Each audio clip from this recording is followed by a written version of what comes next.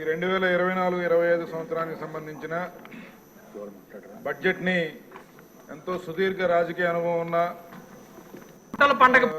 పయ్యావుల కేశవ్ గారు మొట్టమొదటిసారిగా రాష్ట్ర ఆర్థిక మంత్రిగా ఈ బడ్జెట్ ప్రవేశపెట్టినందుకు వారికి ప్రత్యేక అభినందన తెలియజేస్తా ఉన్నాం సార్.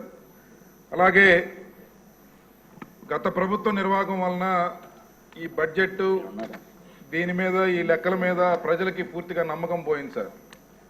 ఒకసారి మనం గతంలో ఉన్న పరిస్థితిని ఒకసారి చూస్తే 2014లో మన రాష్ట్రం కొత్తగా ఏర్పడినప్పుడు 18,000 కోట్ల రూపాయల లోటు బడ్జెట్, రాజధాని లేదు, అధికారులు ఎక్కడి నుంచి ఎక్కడ పనిచేస్తారో తెలియదు. అట్లాంటి పరిస్థితుల్లో నుంచి దాదాపు ఆ రోజు కరెంటు కూడా సరిగా ఉండేది కాదు. చాలా ఇబ్బందుల్లో రాష్ట్రం విడిపోయినప్పుడు సుదీర్ఘ అనుభవం కలిగిన చంద్రబాబు నాయుడు గారు ముఖ్యమంత్రిగా పగ్గాలు చేపట్టాక 5 సంవత్సరాలు వారి యొక్క కష్టంతో, వారి యొక్క అంకిత భావంతో, వారి యొక్క పనితీరుతో బ్రహ్మాండంగా రాష్ట్రాన్ని తీర్చిదిద్దారు. అందులో భాగంగా అమరావతి నిర్మాణం కానీ, పోలవరం పనుల పురోగతి కానీ, లేకపోతే చిన్న విషయం దగ్గర నుంచి పెద్ద విషయం దాకా ఒక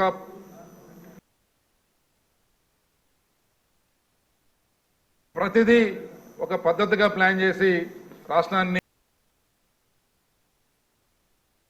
ముందుకు నడిపించిన ఘనత ఆ రోజు 2014-19 కాలంలో ఉంది. అప్పుడు ఒక CFMS విధానం ద్వారా ప్రభుత్వం యొక్క ఆదాయ వ్యయం వివరాలు వాటంతటికి అవి ఎవరి సిఫార్సు అవసరం లేకుండా ప్రభుత్వం చెల్లించాల్సిన డబ్బంతా కూడా ఒక పద్ధతిగా బయటికి వెళ్ళేది. కానీ తర్వాత ఏర్పడిన వైఎస్ఆర్ కాంగ్రెస్ పార్టీ ప్రభుత్వం విపరీతమైన అబద్ధాలు, మాయమాటలు చెప్పి అధికారంలోకి వచ్చిన ఆ ప్రభుత్వం గద్దెనెక్కాక ఆర్థిక వ్యవస్థని పూర్తిగా అస్తవ్యస్తం చేసింది. అప్పుడు ఒక కాంప్రహెన్సివ్ ఫైనాన్షియల్ మేనేజ్మెంట్ సిస్టమ్ ఏదైతే ఉందో దాన్ని పూర్తిగా వారి చెప్పు చేతుల్లోకి తీసుకొని తాడేపల్లి ప్యాలెస్ కనుసన్నల్లో నుంచి ప్రభుత్వం యొక్క చెల్లింపులు జరిగాయి.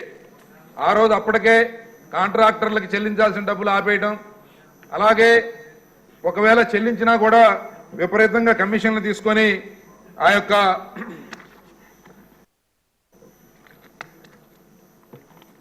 ప్లాన్ చేస్తాము సార్.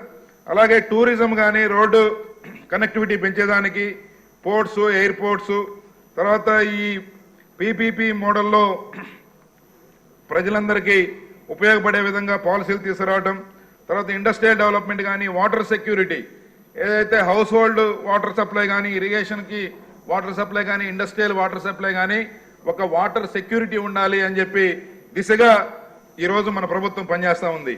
దీంతో పాటు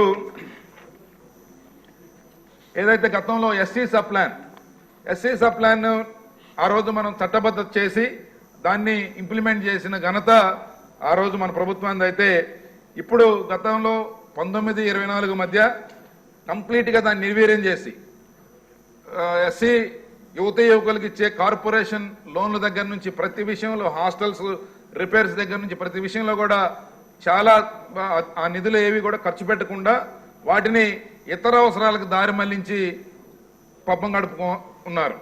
కానీ ఇప్పుడు మరలా వాటన్నిటిని రివైవ్ చేస్తూ ఎస్సీ సప్లానికి కూడా మనము దాన్ని ఇంప్లిమెంటేషన్ చేసే దిశగా ఈ ప్రభుత్వం ముందుకెళ్తా ఉంది. వీటన్నిటికీ మించి గతంలో మనం చూసాం సార్, ఏదైతే ప్రజలకి మద్యపాన నిషేధం చేస్తానని చెప్పి అధికారంలోకి వచ్చిన ముఖ్యమంత్రి జగన్మోహన్ రెడ్డి గారు ప్రజల యొక్క బలహీనతను ఆసరా చేసుకొని మద్యం వ్యాపారంలోకి ప్రభుత్వాన్ని దించి ఆ మద్యంలో కూడా నాసిరక మద్యం సరఫరా చేసి ఈరోజు కొన్ని లక్షల మంది జీవితాలని రోడ్డును పడేశారు, వేల మంది చనిపోయారు.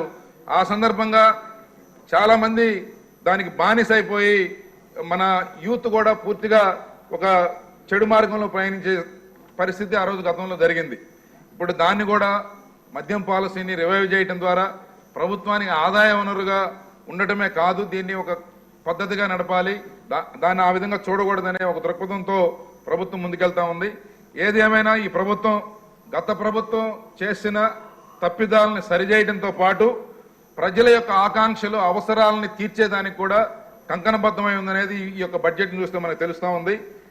ఈ యొక్క ఇప్పటికిప్పుడు అవసరాలు ఇప్పుడుకుండే పరిస్థితులతో పాటుగా ఫ్యూచర్ని దృష్టిలో పెట్టుకొని దానికి పునాది కూడా ఈ బడ్జెట్లో వేశారని చెప్పి మనం చెప్పుకోవచ్చు. ఇటీవల వీటన్నిటికీ ఏదైనా సరే వీటన్నిటికీ మనం ఒక ముందుకు తీసుకెళ్ళాలి. ఒక మంచి వాతావరణాన్ని రాష్ట్రంలో పెట్టాలంటే ఒక మంచి అడ్మినిస్ట్రేషన్ ఉండాలి. ఒక మంచి నాయకుడి డైరెక్షన్లో ముందుకెళ్ళినప్పుడే సాధ్యపడుతుంది. అందుకే ఈరోజు ప్రపంచవ్యాప్తంగా కూడా చంద్రబాబు నాయుడు గారు సిబిఎన్ అనేది ఒక బ్రాండ్ సార్. అందువల్లనే ఈరోజు 65,000 కోట్ల రూపాయల రిలయన్స్ నుంచి పెట్టుబడులు వచ్చినాయి. టాటా గ్రూప్ కూడా కొన్ని లక్ష కోట్ల రూపాయల పైగా పెట్టుబడులు పెట్టడానికి మన రాష్ట్రానికి వస్తూ ఉన్నారు. ఇటీవల పోయిన వారం జరిగిన సంఘటన ఈ సందర్భంగా నేను సభ దృష్టికి తీసుకురావాలనుకుంటున్నాను సార్.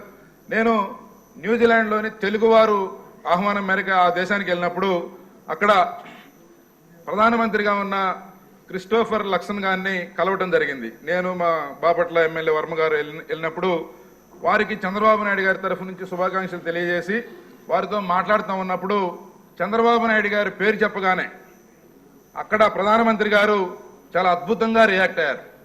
ఆ ప్రధానమంత్రి గారు అంతకుముందు హిందుస్థాన్ లివర్ కంపెనీలో పనిచేసేటప్పుడు అంతకుముందు చంద్రబాబు నాయుడు గారు ముఖ్యమంత్రిగా ఉన్న సమయంలో ఆ డెలిగేషన్లో వీరితో కలవటం 1 గంట పైగా ఆయన ఆ కంపెనీ ఇన్వెస్ట్మెంట్స్ గురించి వాటి గురించి మాట్లాడిన విషయాలు ఆయన గుర్తు చేసుకుంటూ ఒక అద్భుతమైన డైనమిక్ లీడర్ మీకు ఉన్నాడని చెప్పి చెప్పడం జరిగింది. ఆ సందర్భంగా మేము వారికి మరలా ఏదైతే చంద్రబాబు నాయుడు గారి నాయకత్వంలో అనంతపూర్లో ఏర్పాటు చేసిన కియా మోటార్స్ నుంచి చాలా కార్లు ఇటీవల కాలం నుంచి న్యూజిలాండ్కి ఎక్స్పోర్ట్ అవుతా ఉన్నాయి. ఇక్కడ తిరిగే కియా కార్లన్నీ కూడా మా నాయకుడు ప్రోద్బలంతో ఏర్పాటు చేయబడిన ఆ కియా మోటార్స్ మా స్టేట్ నుంచే వస్తూ ఉంది అని చెప్పి వారికి గుర్తు చేయడం జరిగింది. దీని మీదట వారు కూడా ఖచ్చితంగా దాదాపు స్వతంత్రం వచ్చిన తర్వాత ఇంతవరకు ఇండియాకి రాలేదు న్యూజిలాండ్ ప్రధానమంత్రి. ఈసారి ఖచ్చితంగా మేము మార్చి ఏప్రిల్లో వస్తున్నాం. వచ్చినప్పుడు మన రాష్ట్రానికి కూడా వారు విజిట్ చేస్తానని చెప్పడం జరిగింది. ఇదంతా ఎందుకు చెప్తున్నానంటే ఒక నాయకుడి మీద నమ్మకం, వారి యొక్క చేసే పని మీద వారి ఆలోచనలను సునిశ్చితంగా పరిశీలించినప్పుడు ఒక నమ్మకం, భరోసా ఏర్పడుతుంది. అది ఈరోజు ఈ రాష్ట్రానికి ప్రపంచానికి ఈ రాష్ట్రం వేదికగా చంద్రబాబు నాయుడు గారు ఇవ్వగలుగుతున్నారు. కాబట్టి ఒక మంచి వాతావరణం ఈరోజు క్రియేట్ అయింది. ఖచ్చితంగా ఈ బడ్జెట్ ప్రజల ఆకాంక్షల్ని, ఆశల్ని ముందుకు తీసుకెళ్తా అనటంలో ఎటువంటి సందేహం లేదని చెప్పి తెలియజేసుకుంటూ ముగిస్తున్నాను. ధన్యవాదాలు సార్. Thank you.